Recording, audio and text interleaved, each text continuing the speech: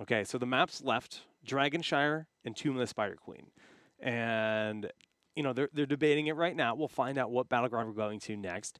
Thinking about PSISTORM, I hope that for their sake that it's going to be on Tomb, because I think they are better on that map. Yeah, they do have some really fun play styles on that map, of course. But yeah, I think that it would probably be better to go there because Dragonshire is kind of that traditional HGC North America map where a lot of these teams are very comfortable on it because it's a frequent map in scrims. Of course, Tomb is too, but Dragonshire is really the one where I feel like if there's the best chance for No Tomorrow to take it, it's there. Well, let's find out what battleground it's going to be for game number 6. And it's Dragonshire. Dun, dun, dun. Dragonshire, okay. Like I said, I think that No Tomorrow will take an advantage here, in my opinion, just based off of play styles. We'll have to find out here. If there's any time for PSISTORM to pull out some cheeky drafts, this is it. What was the crazy one we saw from them? Was it They ran the Juice Pirates against Reborn. Right. Yeah, okay. the Lost Vikings style draft where you just run it down onto the core with Morales. It's fun. We've seen them do some crazy stuff. And yeah, like you said, maybe this is the time for it. Dragonshire. Trying to think of like what chaos could come out of this battleground in particular. And Dahaka Abathur, like the traditional Dignitas double macro style, works really well. You know, you can play something like a Kerrigan on this map. I don't know if it's not new Kerrigan, but it still works. Yeah, but it definitely still works. Yeah, there's all types of stuff that you can run. It just depends on what these teams have prepared. Right, That's the big thing. Well, I mean, it comes down to this. PSISTORM Gaming literally gave up everything, left their homes, left their families, moved to North America for their pursuit to be pro gamers here in HGC. And this is as close as it gets. They need to beat No Tomorrow in 2 consecutive games to earn their spot in HGC. If they lose, it's over. They have to start over next season, right? And the offseason, that's a long offseason to not have anything to look forward to other than more open division grinding. Same time, PSISTORM has proven that they get so much better with time. So if all they need is just a few more months, you know, in order to shape up into HGC level, I actually think that they are the team to be able to do that in the offseason. If they can't do it today, of course. But yeah, it's hard to not root for them as the underdogs, but No Tomorrow, they're just playing so well right now too, right? I mean, I just loved it. Jin is playing. I think he's the MVP right now. Absolutely agree. He often is for me. I think that he, you know, and he came from the open division. He did. He's proven himself time and time again, no matter what role he's on. You put him on tank heal body, you put him in that off lane, yeah, he's going to beat you down with the Urel. Like, he's such a versatile player. Yeah, he's absolutely fantastic. Can't even speak highly enough about him. Guys, don't forget to get on social media. Use the hashtag HGC to let us know who you think is going to win or who you're rooting for. It's your call, but it's all about calculating the fan base here. And it's been pretty even throughout, bouncing back and forth a little bit. Yeah. But I think PSISTORM Gaming, regardless of what the result ended up being, they should have earned your follow. Absolutely agree. They're performing super well. And yeah, just if you know anything about PSISTORM, knowing how they came to North America, knowing how well they have grown as a team, you know, starting out not doing too well in the open division and then making some changes and then just completely changing their team environment, changing everything about their team, their success. Like, they're just a team that you can love very easily. I couldn't agree more, Kala, but here we go. Dragonshire for game 6. First pick, first ban for No Tomorrow this time. Medivh. And, you know, it's interesting because the only 2 games that PSISTORM won, the first 2 games, first pick, first ban was on No Tomorrow's side. Yeah. So this time, you know, we saw PSISTORM actually get put in those situations in the second pick, and it was not working out for him. I believe that first pick had 42% win rate or 43% win rate in the most recent part of HGC. So that second pick, considering the climate right now, is just more powerful. Yeah, just getting those 2 comfort heroes guaranteed. Whitemane being one of those prominent comfort heroes has been denied. And, you know, what I'm expecting that first pick to be, you ban Whitemane, you first pick, you're out. Okay. No, I can dig it. I really can. No Dahaka puns intended. Yeah, we'll find out what ends up happening, but that would always also be a very good response, especially on this map. Having a global is so powerful. So having that Dahaka as a response to perhaps the URL is something that either of these teams could really do. But we're going to find out how this draft unfolds. The Genji is banned again by PSISTORM. Not want to give that one over to Jay Schritt. Honestly, you know, it's probably just the one time that we saw it on the Sky Temple there. Honestly, the Genji didn't look very good. But Tyrande as the first pick. Looking for that aggressive rotation style in Game 3. This is what we saw Tomorrow play, and it was just super aggro, invading camps, putting the pressure on, really forcing PSISTORM back. And PSISTORM, you know, they rolled Johanna. They tried to deal with it. They failed to deal with it. It's 1-2. Yrel, a very high probability to come through here for PSISTORM. You might even just run the Deckard early with it. We'll see. Yrel and Deckard Cain locked in with PSISTORM Gaming. Are you worried about Tomorrow running a Zool and an Uther here? Like, kind of, honestly. This is the map where it's super strong. We've seen that be the NA Classic. Bone Prison, Lunar Flare, Hammer, like that's insane. Lockdown. Speaking of hammers, that's another hero that Tomorrow can definitely pull out in their arsenal, Sergeant Hammer comp, but probably not something when you have an opener with a Tyrande here, but the Diablo and Malthael, the choices at this point. So not going to look to play something like that, more standard here, but the Uther can come in off the backside. You know, we've seen it already. They should ban it here. I absolutely agree. That was their Game 3 draft, was these three heroes, Uther and who was their other damage? It's slipping my mind right now. Yeah, I think it was Raynor. Might have been Cassia, actually. Regardless, it looked, yeah, it was definitely Raynor, 100%. It looked super hard to deal with. Uther providing all the armor made it nigh impossible to kill anyone. Yes, very good. By the light. Unless this was just the ultimate debate by Tomorrow, making you think that you wanted the Uther ban, and now they just get a sick pickup here in this 4-5. But we'll find out. I think you want to ban it, but you actually don't. Yeah, exactly. Oh. I get it. I get the meme. It's a hot fire meme. It hurts me inside, but I get it. I'm sorry. It's fine. At least we still get classic WoW. That's all that matters. Praise the Blizz gods. Greymane. Okay, I like that. Yep. It removes that a noob style. Yeah, true. A noob. Set up, blow up. We've seen a lot of it. A lot of options exist, though. How are they going to deal with this Diablo? That's my main question here right now. PSISTORM Gaming need to pick like maybe like a Raynor or a Phoenix or something on this backside to be able to just chunk out this Diablo, maybe even run something else. There's the Phoenix and the Anub rack, so despite not having the Greymane, they'll still run the Anub. They don't care. Yeah, I think that's fine. Yeah. Yeah, the Diablo is still going to be tough. Impale is one tool to help deal with that hard engage. And obviously burrowing in to save. Cocoon at 10. But is it enough? I'm so interested to see what these next two pickups are. Is this a double support again with something that isn't the Uther, or is it something more standard? You know, Raynor is available at this point. It's the Raynor Tassadar. So Tassadar has that mid flex, being able to clear out that wave. Okay. This will be the first Tassadar of the series for Tomorrow. And I think it's definitely easier to deal with than the Uther. Me too. There's less CC, there's less big sustain, there's no Divine Shield. There's less resurrection. There's less resurrection, yet only 2, not 3. So the Uther band still looking very good here after seeing all 5 members. And they commit to the Gul'dan. Again, versus Diablo. Yeah, see, that's the tough one. Against Diablo Tyrande, man, that can be so difficult. Yeah. I know Diablo is one of my least favorite heroes to play against when I'm playing Gul'dan, because it just feels like he can find you no matter where you are, no matter how you position. Yep. And even if you wait out his engagement, you know, during the late game, he just has another engagement mid-fight onto you, so it can be super difficult. See if it proves to be successful here. So far, we've seen it actually be quite hit and miss with the Gul'dan. It has been, for sure, but overall, just looking at this Malthael style composition without the Uther, I mean, is Malthael going to be killable now without the physical armor, right? So I think that's the big difference, because Jhin just looked impossible to kill on that. It was Infernal Shrines was the map. His Insane was just, his sustain was endless, right? Yeah, and then the constant resurrections proved to be a huge issue for PSISTORM Gaming. They need to win this one to remain in the series. What do you think? What do you think about these drafts? What are your predictions here?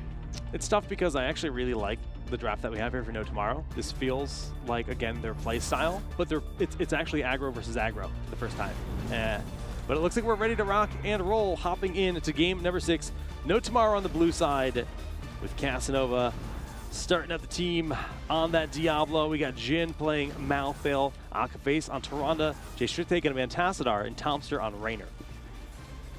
On the right, in red is PSISTORM Gaming. Ladies and gentlemen, we've got Elheim on that Deckard Cain, Stronger on that front line playing a Nubarak, Hisqua, of course, on the Phoenix. Enivir in that off lane playing the Urel. Last but not least is NSJ on the Gul'dan. Can he find the stacks? All right, Kyle, break it down for me. Who is the better draft and why? I like both of them equally because they're both just, they play, like this is a PSISTORM draft, and that, the No Tomorrow draft, like I know they can play this. I'm not willing to say that it is a No Tomorrow draft, you know, because they can play basically anything and they will play anything. But to me, this looks like a PSISTORM draft. So maybe actually let's just give it to PSISTORM here. And I also want a game number 7.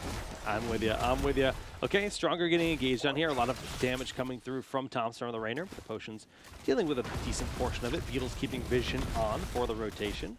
NSJ once again going for the Echoed Corruption style. We're going to keep our eyes on those stacks. Already up to 5 from that early engagement. Naturally, when people are clumped up, that's your chance to try to get a spike. Shouldn't see it continuing to proceed at that pace. The double top here for PSISTORM Gaming is a little bit different than what we're used to, seeing that Phoenix and the Urel represented top lane. I believe that's the advanced targeting level 1 here. Sorry, mobile offense, not advanced targeting. For Phoenix, so not the Arsenal, not looking for that splash damage. But still, yeah, it's interesting seeing that double top. Now Bruisers started. Meanwhile, No Tomorrow starting their Siege Camp and Bruisers, so looking to kind of get both those out rolling at the same time. Both teams really prioritizing the Night Camp quickly, but they'll collide in the top. Diablo, Raynor, both kind of near the bottom half. Gul'dan has to be careful. Can't step on the point. I do like the way they're controlling the rotation here, though. Just not allowing anyone to go down to Gul'dan. Gul'dan stepped up. Yeah. Like way too far. Diablo was actually just a little bit too far behind there. That would have been a for sure kill on NSJ if Diablo was a little bit faster in that rotate. Owl does scout out Stronger's position, but this allows for the Knights to really be favorable for the side of PSISTORM as they've escorted theirs quite successfully and can try to get some damage here. Casanova stepping up to the point.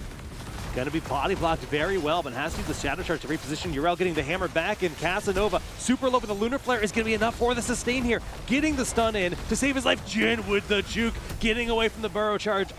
Oh, there are so many close calls there. Fantastic play there by Akaface to find that Lunar Flare to allow Casanova to walk away. Not being fully stacked at this point, but the rotational advantage a little bit in favor of PSISTORM Gaming. Not going to be able to step up and grab this objective right away. But still, bot lane pushing in, Gul'dan stopping the rotation of that Tassadar as well. So PSISTORM Gaming are playing aggressively in this early game. This is how we like to see them play. This is where they seem to look the strongest as a team. So I'm very happy to see that. Naturally, Casanova can bring the pressure on, but we were talking about this earlier. The way that the tanks can control that front space, just the rotations and everything, is what's going to be so critical here on Dragonshire. Still, both of these shrines controlled by PSISTORM Gaming. Jin actually going in on that one. Hisqua doing a lot of damage onto Jin here. Doesn't have another Race Strike available until the very end, but that is sure death by Jin. And despite him playing super well all series so far, that's a little bit of a misplay. Yeah, overstaying his welcome. Urel, I think, just caught him a little bit off guard, you know, getting the knockback there. With that kill, NSJ is actually going to be in a similar situation as Casanova, trying to find the body blocks. The last hit, the penetrating round does get the kill. Beautiful plays there by No Tomorrow. And again, NSJ has to be way more cautious in these scenarios because he's stepping up too far, and that loses so much momentum on PSISTORM. Yeah, like, they were bodying top. They were perfectly, like, that was the only play that No Tomorrow could have made. And NSJ just allowed it to happen. Has to be way tighter in these games. Dead even game, 7-7, 1 kill to 1 kill. And we've seen yet the other one tower to go down in the top lane. It's something, I suppose. Did he end up getting that well? I believe it is down, yes. So no well available from No Tomorrow. Jin taking a bit of damage here, but Jay Schritt and Akaface are here. Does Lunar Flare land? Lunar Flare land? There's the stun. Enavir gets a knockback. The potion is in place. Both the shrines glowing. Gul'dan sitting on the point. Should be able to cap it. Oh, it was so close. Tomster, you devil with that Anoop Q. diving in. Can he get the kill on Raynor? He's super low here, but the shields from Tassadar are going to be enough. That was such a good play by Tomster to get that penetrating around to stop PSISTORM from picking up that DK basically just off of rotations. But still, this 2-3 style, it's actually like 2-2-1 that they're running with this Gul'dan represented in the bot lane. They are just controlling this the entire time. Raynor's in the bottom lane, going to cancel this opportunity for the Dragon as the Flames of Diablo were enough to stall here. And the top lane, we do see Phoenix dueling with the Malthael. Tough matchup there for the Phoenix. If Malthael is able to keep those Reaper's marks available onto Phoenix, then yeah, it's super tough because then you basically never get regeneration onto your shields. But Phoenix with movement speed on auto attacks can make Malthael's life a living heck. True. When it comes to that one. But it is cold hand on Malthael, so they're going to be able to slow down members of PSISTORM Gaming. All right, Hiskoa and Enavir getting Jhin again. That's rough. You know, it's the second time where we've seen him slip up, and yes, they're utilizing this opportunity to try to invade and steal this giant camp. Do we see a new burrow in? Nope, it's just going to use the Impale. Yeah, that's a rough one for sure. Like, just getting straight picked out there. Has to be much more careful because that's 2 times now. Yeah, in right the top lane from the 2-man gank. Going to net them the rest of this wall, and the well is vulnerable. Wait, it's alive? It's alive. Oh, never mind. I was looking at the wrong space. So well is still alive. I know that PSISTORM Gaming were creeping up there to try to take it down, but not able to do it because bottom side died at that point. So again, just another reason for Gul'dan to make sure he's staying safe. Level 10's now locked in here. Horrify, you've got everything else pretty normal. Starfall with the Archon, Lightning Breath, big combo. Hyperion should be above that. So that is a very powerful team fight if you can get everyone in a secluded space. Neutral camp down bottom being picked up. Doesn't look like it's going to be responded to, and that is definitely a surprise. I really think this is something they should be checking out. So they're looking to take away No Tomorrow's Bruiser camp and have a double Bruiser camp push top lane. You've got Gul'dan down bottom, so he can actually stop this push from No Tomorrow very easily. But at the same time, it's a Gul'dan, so he can get engaged on super easy. But speaking of engages, Jhin gets caught out here, has the 75% healing reduction. Beetles were there, but... They turned around for the kill, and they didn't end up getting the Mercenary camp. Some indecision here, thinking they had the snap light blow up onto Jhin. Diablo going in for this. We do see Tassadar was slowed down by the Cocoon. He was full duration, kept him way hella high. Ends up dying there. Deckard Cain goes down. Enavir is the next target. Ooh, has to actually pop that Ardent Defender to try to stay alive. Not sure if it was necessary, but you don't want to risk it. So Gul'dan was bottom the whole time, able to just kind of get that soak. Top lane does have the Bruiser camp plus the minions, so it looks like the fort's can actually be lost. Nice knockback there by Enavir. Hiskoa now just stepping in, getting some damage onto No Tomorrow. This is a 3v3. Tassadar is en route. Raynor is represented bottom, so No Tomorrow have to make sure that they don't get caught out down numbers, but here comes Jay Shred. All right, Enavir has no heroic to save himself. Gets the self-sustain, and Horrify coming through, but it's not enough. Raynor's going to pick up the first dragon of the game. Very interesting 7 to 8 minute. Was so good to dodge that Horrify. It's a fantastic job. Yeah, first DK going over to No Tomorrow, picking up this wall immediately onto it. Bottom side might be the next focus here for No Tomorrow. Decent bit of damage done to it, but yeah, the wall is dealt with. Rotating down bottom. We do have the 1 fort advantage, but experience starting to take a lead for No Tomorrow. PSISTORM. Their opponents are close to that level 13 mark. You don't want to just continue to give up these free structures. 13 is so close for No Tomorrow. Dragon Knight jumping in, getting that punt away. And this is going to be first fort of the game for No Tomorrow.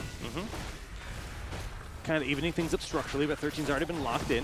Yrel, Malthael dueling in the mid, just kind of matching each other's soak right now. But without 13, we can't really see PSISTORM do too much else except play patiently. Only 8 seconds left on this DK. Gonna use a Lightning Breath here. He may as well just drop it at this point. It's done. Yeah, he's gonna do exactly that. Having that Gul'dan in the solo lane for most of this time in bottom means his stacks are only sitting at 25, almost 10 minutes into the game, Yeah, that's which rough. is a problem. You want that finished, honestly, around level 10, if at all possible. But still just super late on that one, so the damage spike just really not going to hit until probably the level 16 mark. Casanova actually flips Stronger onto the point. Lunar Flare connects in. Lightning Breath to retain his position. NSJ and Elaheim are just getting melted to stay a while and listen. Cast denied any healing from coming through for a long moment there, but NSJ, living with a sliver of HP, Hyperion is chasing him. Stronger is going to be caught by that. Oh, beautiful dodge there from the last rights coming through. Well, they're managing to keep everyone alive somehow, some way, but the camp was successfully stolen by No Tomorrow. There was 10 heroics just spent there for a single siege camp. That siege camp must be feeling very special. I don't think I've ever seen 10 heroics spent for a single siege camp in my entire life. They're the most important boys in the map right now. They are so important, Jake. Although Lunar Flare does connect, good follow-up as we do see the penetrating round actually knocking Stronger back to safety a little bit. Urel getting the boot back also, but this is looking pretty safe and even. 13-14 as Tassadar's quest is complete at 10:36. That echoed corruption, 30 out of 40. Getting some more stacks there in that little tussle. Meanwhile, topside is being pushed in, so another wall going over to No Tomorrow. Got that armor as well if you want to step up there, but of course, No Tomorrow not wanting to do that. Urel up there clearing. Enavir doing a nice job on that one. Meanwhile, mid is the focus here for No Tomorrow. Jay Schritt in that off lane. Man, I got to mention his aggressive. He used Dimensional Shift to get onto the back line of the last fight over Siege Camp, popped the Archon, and then just started going to town onto the back line of PSISTORM Gaming, but then got cocooned, and I was so excited for his play. The cocoon just shut everything down. Pretty useful for those situations, that's for sure. Another neutral camp. All 5 members represented here in the bottom of the map going for it. We will see the top shrine turn red. Right now, Stronger is going to keep eyes on. Does see the rotation going through the bottom half. Owl going to find actually pretty much everybody except for Urel actually walks into the Owl vision. Ardent Defender coming back online here in the next 10 seconds. That means heroics across the board will be available. Stronger sitting on the bottom point while Jin caps the top one. So both of these points just kind of ring around the rosy at, you know, at this situation here. No Tomorrow, of course, a little bit ahead on their way to level 16. And if you're PSISTORM Gaming, that is a problem. Yep, absolutely. I mean, it's going to actually end up forcing these teams to just go for forts, which is favorable for the side of, I feel, PSISTORM here, just because they're the ones that need that XP desperately. And getting the wall, getting this bottom fort is exactly what the doctor ordered. Completely agree. And of course, bottom fort is objectively stronger than top fort. Yeah, the Bridge of Death is... The mercenaries don't exist up there the way they do in the bottom either. Exactly. Very infrequently do games end through the top lane. So PSISTORM gaining a much better value here. But here comes the rotation. Is this the fabled 5v5 we have been waiting for? They get the engage in onto NSJ. Big heals coming through. Last rights and Stronger doing nothing. Cocoon slows Raynor down, but Diablo's being focused. Can they get the kill? Casanova super low. Here comes the salvo, and it's enough with Urel jumping in on the point. Stronger will go down as well. 1-for-1. NSJ being hit by the Hyperion. Tomster stepping up to find the kill, but does he drain live? Oh my goodness, Urel in the back. You cannot leave her alone like that. She's tearing through, and Elaheim has been able to survive all of this onslaught. He's got a root. He's got everything available. Does Elaheim find it? Actually missing it. Tomster taking so much damage from that huge corruption of NSJ, so he is going to go down right now. Does not matter. That is 4 dead for 1. PSISTORM Gaming find that team fight, and they find the victory here in this game. This is a huge momentum swing. Urel already on her way up top. PSISTORM Gaming can stack these siege camps with the DK and look to make a power play in bottom. Do that instead of just poking this wall down, but getting the wall down does make the DK infinitely more lethal, obviously. Going straight in onto the keep. Death timer is about 20 seconds for the last member to come back up. And Urel is going to be just a little bit late. She wants to clean up the mid wave first. Oh, were they letting Tasket in it? Okay, they're taking their time. Does that cost them? Here we go. What's it going to be? Phoenix now getting into the objective here. Meanwhile, No Tomorrow starting their bruiser camp to just try to get something going for themselves across the map. But PSISTORM Gaming instead, they just focused on bottom. They don't instead of getting those siege camps, and now they're going to get this mid fort. So in fact, they're just looking at the level 20 spike. Now Enavir jumped onto it. All right, Barotar's got to come over the wall at some point. Is no Ardent Defender. The burrow goes deep. Enemy stepping in. Last Rites is going to do a ton of damage. The Lightning Breath hurts as well, but he slips into the shadows. Deckard Cain goes down, and suddenly this DK push, they get greedy. They try to steal a camp, and they lose 2 members. That is absolutely tragic if you are PSISTORM Gaming. That Bruiser camp literally meant nothing. That Bruiser camp was absolutely nothing, but PSISTORM Gaming wanted it. Sure, they have a camp running top, but who cares? It just takes a wall, maybe a little bit of keep damage. PSISTORM Gaming with the absolutely colossal misplay there. Shot calling, taking the greedy calls. You had an open bottom lane. Siege camps you could have grabbed. None of it was done. None of it was done, and they have lost pretty much every advantage that this DK got them. Now, the game is still very even, right? But they had a huge opportunity that they just completely squandered. That, like, they could have very well just set themselves up to get a 20 fight. Like, they're the ones who have the Inubarak. They're the ones who can force the issue. You take mid fort, you go bottom, you take the rest of the wall. Maybe even just spit on the bottom keep, right? Like, do the Dragon Flame. Don't even worry about taking it. If they try to engage on you, you punt them away, you force the numbers advantage. And then you just wait for the level 20. Then you use the Cocoon to try to force a fight. But PSISTORM Gaming, that was a, like, again, just it's so important to talk about how big of a misplay that was. Look at this top camp. Again, literally doing nothing. Yeah, no, he's just kind of hanging out, sipping some tea in the middle of the map.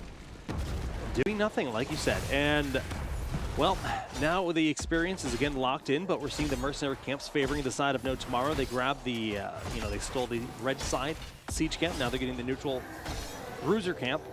And sitting pretty. Double stacked camps here for No Tomorrow. If they're able to pick a fight in this spell armor, that would be a fantastic choice for them, but likely not going to be available. So these camps are actually just going to be pushing in bottom, and NSJ should have pretty free clear here. Top lane is a big wave, though, so they can't stay too long. I mean, this wall is half dead. If they get a keep, obviously it's worth it. But Urel has pushed in the top good, and she's on her way down to help defend in the bottom. NSJ just instant clears everything on the Gul'dan, which is, of course, what's going to happen. Enavir now looking at this flank on the Urel. You know, but even No Tomorrow getting some damage onto that the keep tower is pretty important. Just gets you closer and closer to that opportunity. If you do get a DK, perhaps, then it's just one less auto attack, you know, just to try to secure the game for yourself. Okay. Diablo's going to be there to clean mid, but top wall under siege from this night camp. It's not going to do too much, though, as we see Phoenix and Malphite and Tassadar there to defend mid-fort. Stronger is just stepping right up to it, using the Beetles to soak it, getting level 20 locked in as a result. Yeah. No Tomorrow going to be able to hit 20 exactly the same time, basically. Objective spawning, no globals across the map, so this is it. Okay, they're split. This is a 3 members in mid, Phoenix and Urel on both the shrines. 20 got picked up by No Tomorrow. One thing that I'm curious about is Haunt, the Horrify upgrade. Is that going to let them snap kill the Malphite or someone like that? Because it makes such a difference. Yep, let's see if they can find it. That Haunt is absolutely huge now. J-Shred is on the bottom side. No Tomorrow getting that cap. Casanova getting engaged on. There's the Luna Flare. It actually misses. Hyperion. Okay, Malphite stepping up. A lot of damage being done, but they find the lockdown. Jhin is just getting so much self-sustain. The Horrify had to be used defensively, and that is really not what they want to do. 3-for-2 heroic trade in favor of No Tomorrow at this point. Again, just the 1-for-1 caps on these shrines. Jhin, it looked like he was caught out, but again, just playing so well and has not locked in that no one can stop death. Of course, if you're not going to die and you just need something else, it's better to just hang on to it. Definitely agree. Knights just came back online. I don't think we'll see PSISTORM invade again. Owl giving pretty much all the information they could ask for No Tomorrow. Got the Shrine trade here. Nice stun. Akaface with an excellent read there. But Stronger is going to be able to cap this one. He needs to make sure he steps onto it. Forcing out the dimensional shift. Rewind. Okay.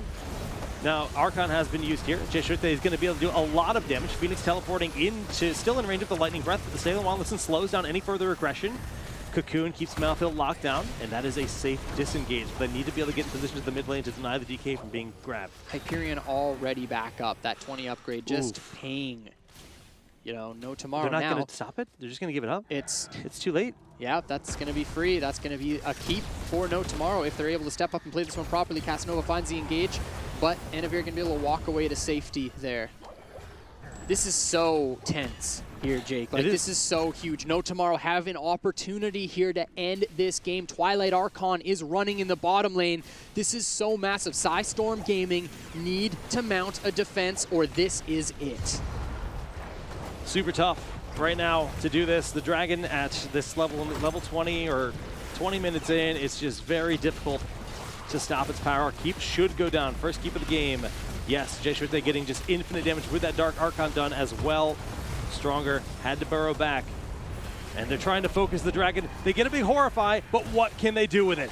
Tomster with the healing reduction, he's up far. There goes the Hyperion drop. Cocoon down onto Tassadar as well. Stay a while, gets interrupted. Dragonite already on the core. One down on No Tomorrow, but this Dragonite is so healthy, 30%, and No Tomorrow, despite going down 2 games, will find their way to keep themselves in the HGC.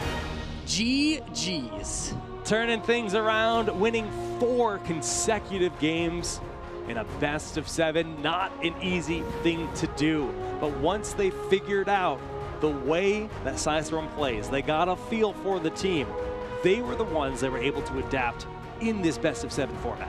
And that's got to be the hardest part, because this is a best of 7, as you just mentioned. You know, being an HGC team, they are more used to those long, best of fives, exactly, and against objectively better teams. You know, there are better teams in the HGC than the Open Division. That's just how it works, of course. Yeah. So, and if, you know, having so many experienced players, and just, I loved their video at the very beginning of this evening, and if you didn't see it, you got to check it out.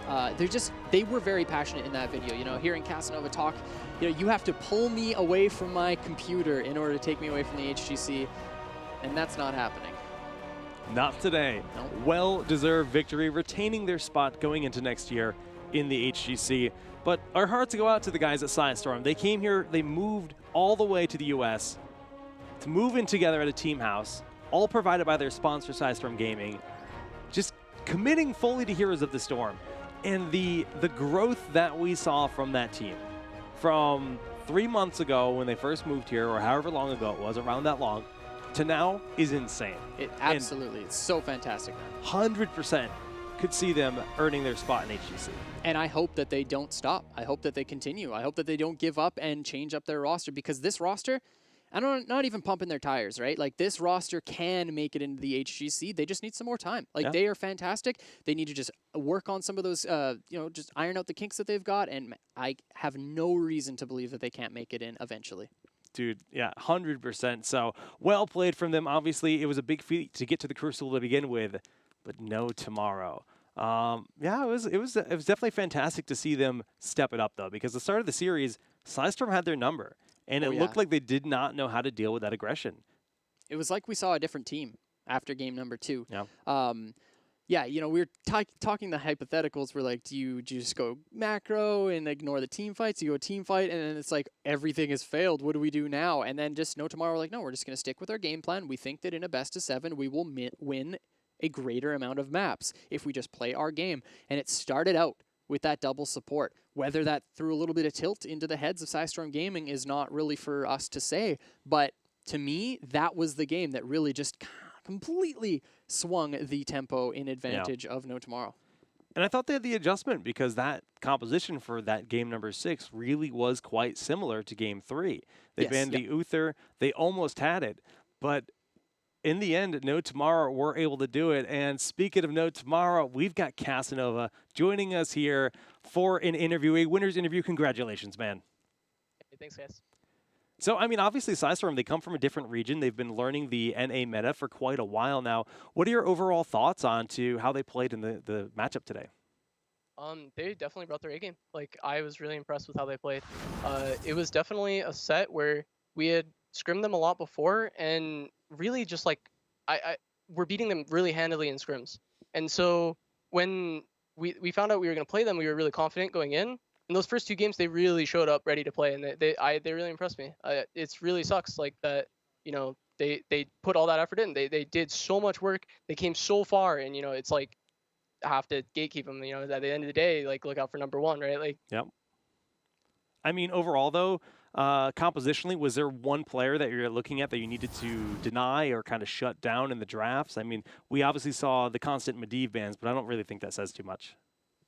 Yeah, no, I think like the one thing we noticed is like Elheim's actually just nuts on white main, so we just wanted to keep him off it for the most part. Or if we're gonna give it to him, make sure that our comp is really good into it. So I think that was the biggest thing that we ended up noticing. I think Stronger played insane, but there really wasn't much in the form of tank meta that you want to ban or take away from people. So. Very interesting. Well, thank you so much for doing this interview, of course, and congratulations.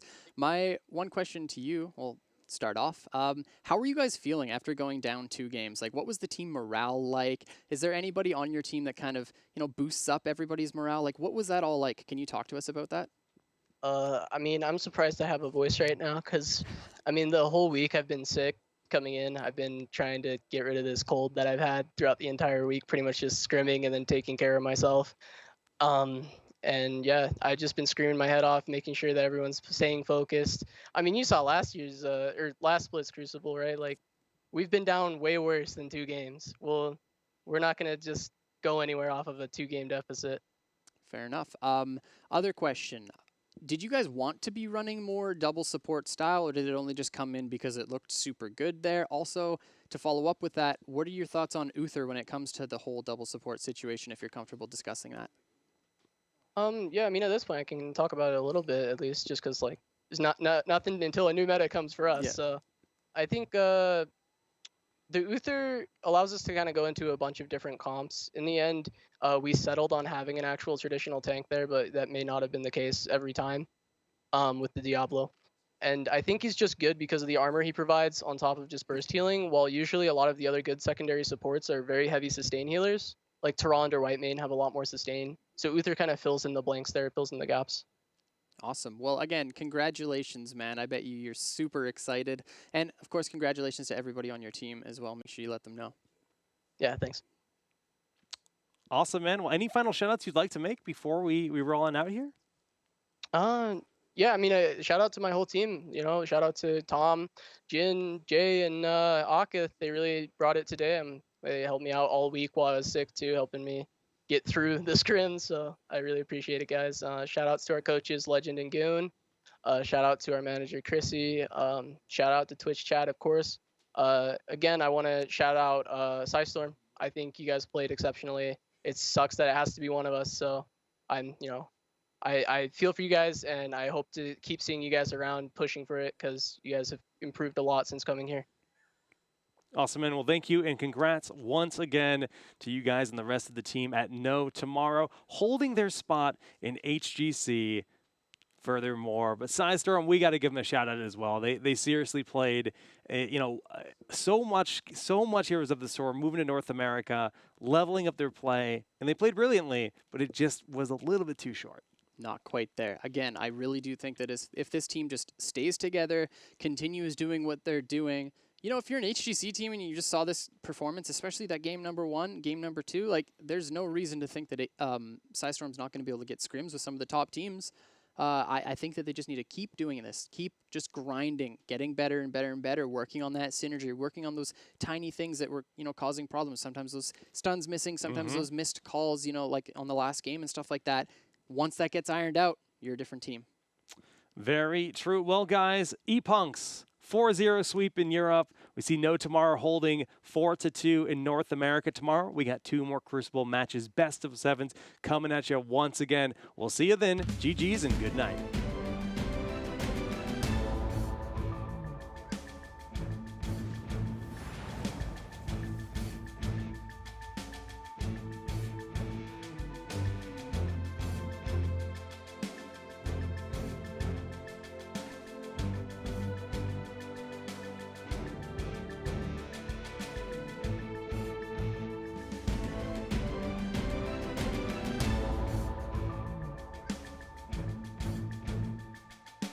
Instant blow up on a Nubrax. Stronger finding that engagement.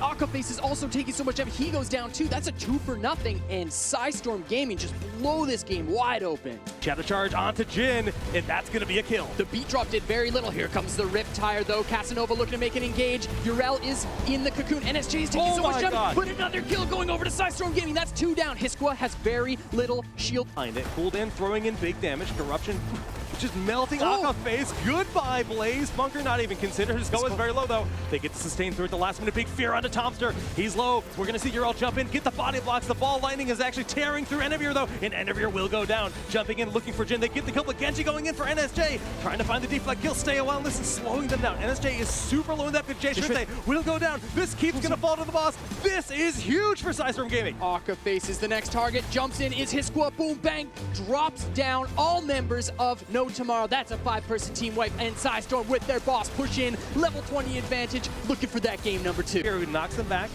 We do see the healing reduction in as they're diving forward. Urel finding the damage. Divine Shield's going to keep Diablo alive. 4 at 70%, but they're falling one after another. It's Tomster and J-Shrinte on their own, trying to close it out, but they're going to be unable to do so. Akaface is back, but No Tomorrow with the throw here on core, but that is a 41% core, so that is so much damage dealt. Big That's a lot of damage. Tomster taking so much damage. There's the last rites. The fear comes through, and Phoenix is down. That's what they needed. Last rites and Stronger doing nothing. Cocoon slows Raynor down, but Diablo's being focused. Can they get the kill? Casanova super low. Here comes the salvo, and it's enough with Urel jumping in on the point. Stronger will go down as well. 1 for 1. NSJ being hit by the Hyperion. Tomster stepping up to find the kill, but does he drain live? Oh my goodness, Urel in the back. You cannot leave her alone like that. She's tearing through, and Ellaheim has been able to survive all of this onslaught.